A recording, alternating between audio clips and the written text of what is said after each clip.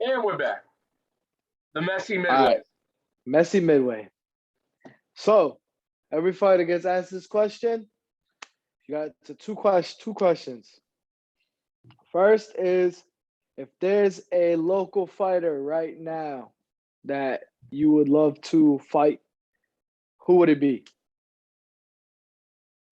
Damn. Yeah, I knew that was coming. What's crazy is at the moment, I really don't know.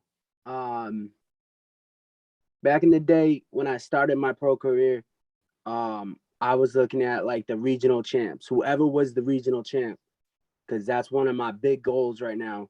Is that's who I want. So I guess still to this day, if you got the regional title, watch out, I'm coming. Okay. Who's got the regional at cruiser? Nobody. Okay. Trying to think. Somebody's got to have a regional title at cruiser. Tridy did, actually. Tridy was the last one, but that was years ago. Triety was the last one to have it? Yeah. But that was years ago. Yeah. So, I mean, I would think, yeah, maybe he's the last one to win it. That's crazy. No cruiserweights locally with any titles. Well, technically, Richie, I know Richie had a couple, but he fluctuates. He's fought at light. Going to 68? He's going to 68. Good for him, man. That's crazy. He's fought 75. He's fought cruiserweight. He's fought heavyweight, and now he's going down to super middleweight. The dude Honestly, is a dog. With his body type, man, I think 68 would be the best one for him. I think he'll dominate the most in 68 out of all of them. Yeah. He's long, he's tall, yeah. Yeah, I like that kid. I like that cat, man. I don't think I've actually ever met him, man, but his personality, his aura, and just what he stands for, man, I got a lot of respect and love for that kid. Yeah, he's a good dude. So now we'll go to if there's one fighter that you feel could help you get over, like bring you, elevate your career on like a national level. Who's one fighter that you would like? You know what? I would like to fight him one day. Whether it be now or in the future, who's one fighter at a national level that you would like to share the ring with? So, on a national level, I watch a lot of British boxing, man. I really like the British style. Vidal Rally. Okay, it sounds familiar. Yeah, he did that whole YouTube boxing thing where he trained KSI in them for the Logan Paul fights. But he's a cruiserweight fighter. And I've watched a couple of his fights, and he actually just made a comeback, man. And I really think that would be a good fight. Obviously, you're talking down the line, but if I had to say to get my name internationally out there, man, it'd be Vidal Riley. Okay. What about you were supposed to fight for a championship at one point. What about like last year? Couple fights down the line? Few fights down the line, whatever it is, would you like a shot at Larry actually won against somebody that we know? Yeah, Scott Lambert. His stock went up. No, he actually he fought Brian. Oh yeah, I watched that fight. Yeah. So his stock went up a little bit. Well, yeah, I've had a weird history with that, man. His name has come across my board a couple times. I would love it. I'd love to fight him. I want that belt. That was a huge thing for me. And unfortunately, that started a 2-year decline for me. I got injured at work, and it just went downhill from there. But that is definitely something that has it been 2 years since you've been in the ring? Yeah, man. I fought right before COVID. The last show in Worcester before COVID took over. Oh, that was on Jermaine and Irvin fought on that show. Yeah, man. But I was the headliner. Just saying, all love to the dude. I was the headliner. That's I'm trying to think. That's like 2018, 2019. No, 2020. That was 2020? Yeah. February. February 2020. Also, it's early 2020. Yeah. And then COVID hit, man, and that was it. That was it. It's crazy. Yeah, was it you? Was it you that had the Zach Calmus post up there today? Yeah, man, with the after the fight. Yeah, so it was you. Dude, that fight was incredible. I don't even know. Dude, Zach, I've gone out there, I've sparred with shout out to my main man Justin Ralph, who actually fights this weekend. That's my dude.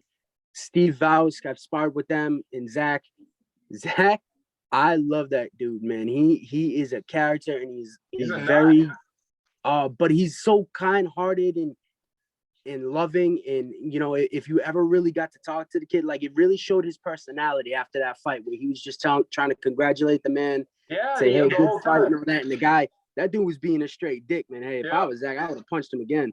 But he was really being a dick about it. And Zach would you, hey man, God bless you, congratulations and thank you. And I shared that, man, because it really showed the character of the man. You know, people get this stigma of fighters that were savages. You know what I'm saying? And we can be, believe me, I get into that mode, man, when it's fight time and it's like, yo, I'm coming to kill. But you snap out of it after that, man, and you come back to reality. And you know, we're very kind-hearted people, and we're not all just monsters out here. Right, so right. I like that video of him, man. It showed him. It Did showed Zach win? Yeah, 5-round decision. Yeah. Okay. Kyle McElroy. Zach was gonna fight. He was supposed to fight on one of my shows, but it was He's like a lumberjack, dude. That was awesome. I was so when that fight started, I was like, phenomenal. Would you ever consider fighting bare knuckle? Oh, absolutely. I love it. Absolutely. I love it. I actually, Nate Shook, I was talking to him on Facebook, man, and we can run it up. It's pure. To me, it's pure. I mean, people look at it as savage, man, because, you know, you see all the cuts and all that. But if you really think about it, we've been fighting bare knuckle all our whole lives. You know what I'm saying? On the schoolyard, in the streets, if somebody says something about your mom, you know what I'm saying? So, and you get a lot less brain damage with no glove. You know, the glove, I mean, it protects us to an extent, but if you really look at it, man, and it's pure fist, the impact is a lot less. So I would hunt. My coach is probably against it, but hey, man, you know, hey, money, I guess. Yeah, but yeah, man, that AJ, in the future, absolutely. Is that something different? You would have to sanction it different. Did you ever put together? No, actually, so because this is something I've actually thought about for a while. The license is the license. So we have like I'm licensed with the Massachusetts State Athletics, so everything just gets run through them. I think maybe the paperwork might be a little different, but it's like all correlates the same. Like if I could do an MMA show if I wanted to, which I've thought of, but obviously I would like a team. Like my team is me, my dad, and my uncle, and we've been in the boxing game for many years, so we know this stuff like the back of our hand. But you have to, if you want to grow, you got to adapt. You got to keep up with the times. And even though I may not be the biggest MMA fanatic or whatever, you know, I'll enjoy a fight here and there. It has grown on me, and it's clearly grown on the fans. So it's definitely something I like and want to consider. I would like to add a person on the team who's more familiar with the game as well and how they do their contracts and whatnot. But I think it opens up the doors for the fighters as well, because your boxing record and your MMA record don't affect each other. Like you could lose a fight in MMA this weekend and then next weekend fight boxing and win, and you're undefeated fighter. You know what I'm saying? So I think it opens the doors in the sense of I got MMA guys who don't give a shit about boxing. Right. You know, they might want to make some money, you know, so and those guys are tough as nails. So I think they're the perfect guys that when you have a early pro fighter that you're trying to build up, I think they're perfect because they're dangerous enough to still clap you. Like if they land up, they may not be the most hand skilled, but if they land a good punch, they could still clap you. And they're used to getting kneed and kicked in the head. So they're not one of those guys that are going to take a punch and like, you know, fall. they're gonna probably take everything you throw at them, you know. And then on the flip side, those guys that take boxing fights that really care about MMA, they might be really good MMA fighters, you know. So now I'm getting like a 2-for-1. You know, I'm getting a guy that makes a very great opponent in the boxing world, and then I'm getting a guy that makes a really great fighter in the MMA world. Yep. You know, and then vice versa. If there's a boxer that's like, you know what, well, I just want to do it to get my fan base up. I want guys to know me in the boxing ring and in the MMA world, and do both. You know what else? Amanda Serrano. Amanda Serrano. Ever hear I was just gonna say. Y'all ever heard of Clay Collard? No. Look up Clay Collard. He, when the pandemic hit, man, he was really big on the ESPN in the bubble. He knocked off like 3 straight undefeated prospects in boxing, but he's an MMA fighter. And later last year, he went back to MMA. And then I don't know if you guys know who Anthony Pettis is. Yep. He beat him in the PFL. So I do remember that. So I do remember that. I don't remember his name, but I do remember in the bubble, that guy, and then there was another guy, a heavyweight guy, African name, whatever. I forgot his name though. But he like upset like 2 or 3 heavyweights in a row. Yeah. And it got him a big fight, got him a big payday. You know, he eventually lost, but it happens. That's what I say. You bleed the same blood, breathe the same air. It's potential. And then, like I said, look at Amanda Serrano.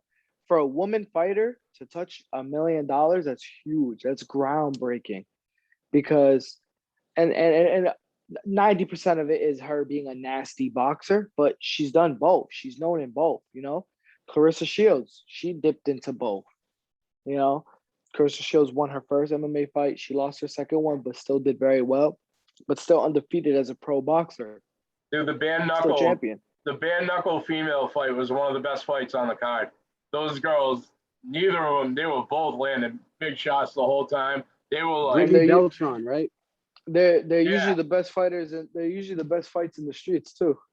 Yeah. There was no fingernails, no hair pulling. They were throwing dogs. I'm not even gonna lie. Some of the like top, if I had to like name my top 5 like best street fights I've witnessed with my own eyes, I would probably say like 2 or 3 of them were girl fights. Oh yeah, they don't care, man. They're like, I find it funny, man. Like if you a dude in the street and you scrapping, this dude falls, you back up or walk away. It's done. Yo, these girls, or there's a lot of hesitating. Broke. You see guys with the famous like they try to look like or they're like quick. Yeah, you know, or they're doing this. They're just like, guys are weird. They're like, there's a lot of hesitating. There's, you know, girls or something. I've just seen girls walk up to each other. They bang out. Shit. It is crazy. There was one time I was getting off the school bus. I don't know. These girls had smoke. I don't know what was good, but when I got off the bus, they turned, they looked at each other, said what's good, walked right up to each other, and just went at it. Like went at it bad. Yep. Just to the point where I felt like I needed to break this up, because like then there was like banging the head on the cement and stuff like that. I was like, oh yeah, vicious, man. I'm breaking this up. This is bad. 100% guaranteed it was about a dude. Probably. In high school, probably. Guaranteed. Yo, the female fight in Dedham at Frank's card, that was really good. Those 2 girls, it was Maka. Her first name was Maka. I had a really good. My first female fight was Sonia Lomanoskis versus Laura Ramsey. Sonia had beat Laura's daughter. Oh, wow. Mom was looking for vengeance, and they brawled out. It was a championship fight too. They brawled out for 8 rounds. And it ended up being a draw. Nobody won. And that's what's crazy about women's boxing, man.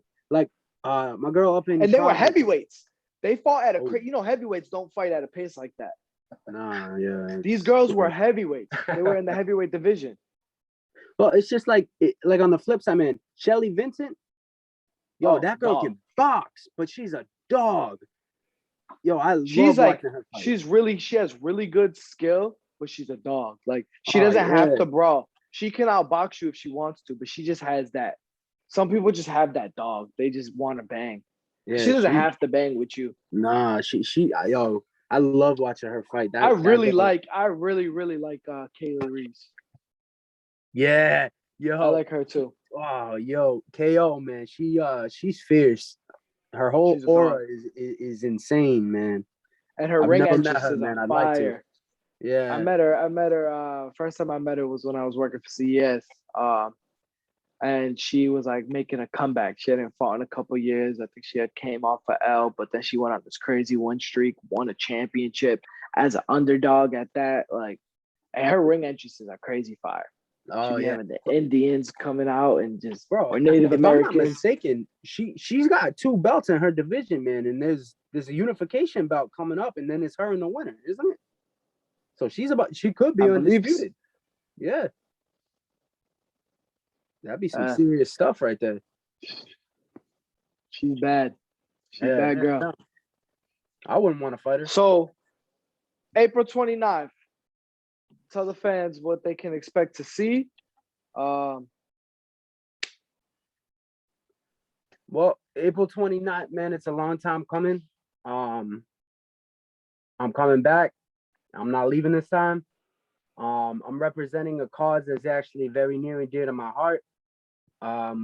We're reaching out to open up on suicide awareness. Bear with me, I'm gonna share this.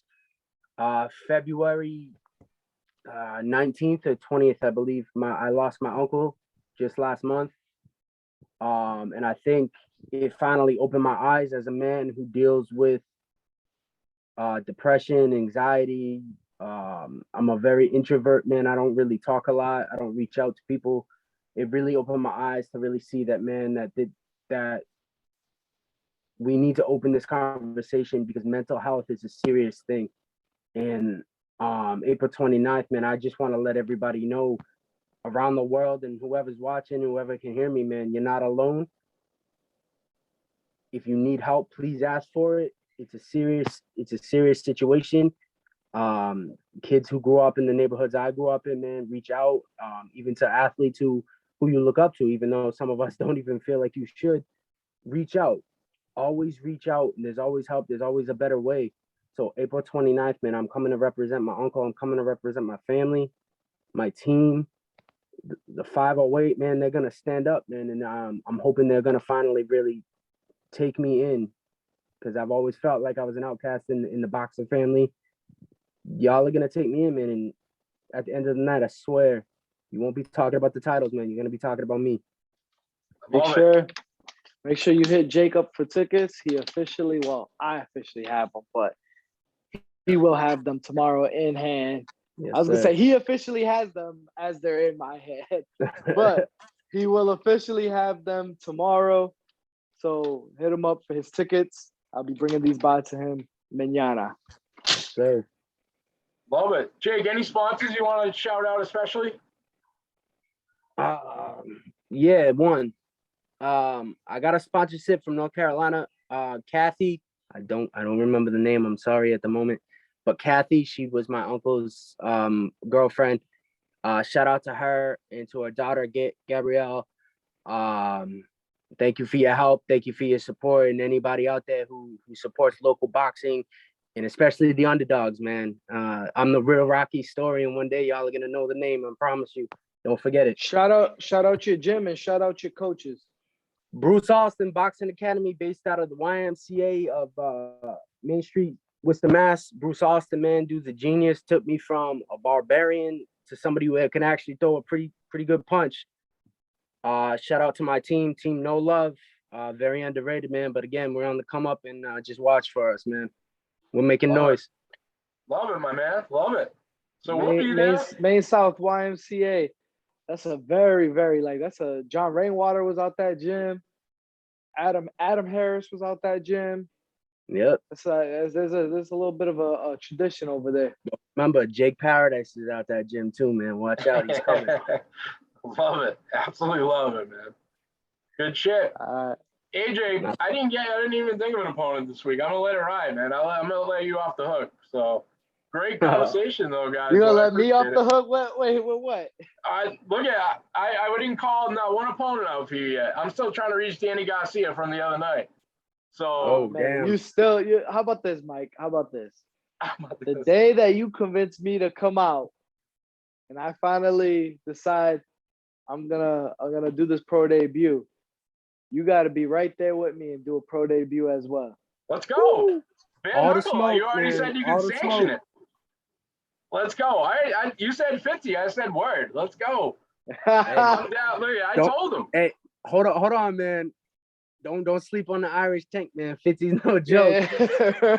No, we'll find somebody. We'll take a drive down Main South and ask some random dude if he wants to make his pro debut too.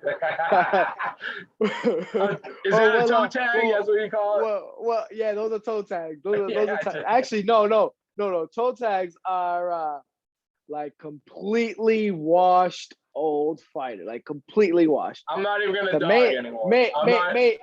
Made South guys, right? Made South guys, they're dangerous though because man, sometimes those I am a Maine South guy. That's what I'm talking about. What I'm saying is those guys that are desperate for the money, they're like you're still talking about me. You're still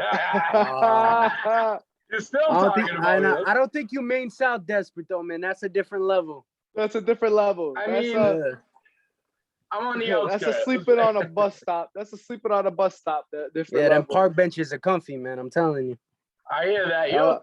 I think actually, you know what we should start doing? We should find another like podcast host and be like, listen, you don't want the smoke. He's the real podcast champ. Dude, all week long, I kept thinking back to that picture, man. That's my motivation. I am the podcast champ. I told you, you can't compete with me. Joe Rogan. He's old. Go get him. I love it. He's on fire right now. He said the world's going to end in 2040. I'm not thinking past tomorrow. So the way I was going to say, the way things are ending, that shit could end tomorrow, man. Yeah. I mean, like, it's just too much. Like, we're all over the place. We just went from Lomachenko's on the border. $2 gas to $5 gas. We just went from coronavirus to a nuclear war. Like, we don't know if we're going left or right these days. And at this point in time, if everyone just decides, you know what, fuck it, we're pushing these red buttons, we're all done. Every single one of us. Well, I mean, I tell everybody, man, just the way I live my life is just the way I fight, man. All you can do is put your hands up, chin down, man, and move forward, bro. Because at the end of the day, it's gonna be what it's gonna be. That's right. One move at a time. Yeah, exactly. That's all it is. One move at a time. No doubt. Exactly. Listen, guys, thanks for coming through tonight, Jake. I appreciate it. Phenomenal conversation, man. I didn't know your background. Congratulations, man. You come a long way. I appreciate it. A long way to go, too.